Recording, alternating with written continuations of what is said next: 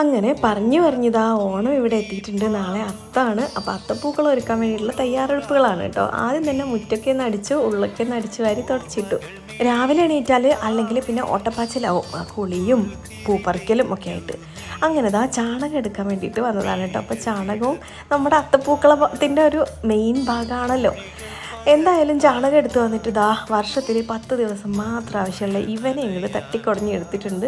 വിറക് പുരയുടെ അടിയിൽ വർഷം മുഴുവൻ റെസ്റ്റ് എടുത്തിരിക്കുന്ന ആളാണ് നമ്മുടെ ടയർ.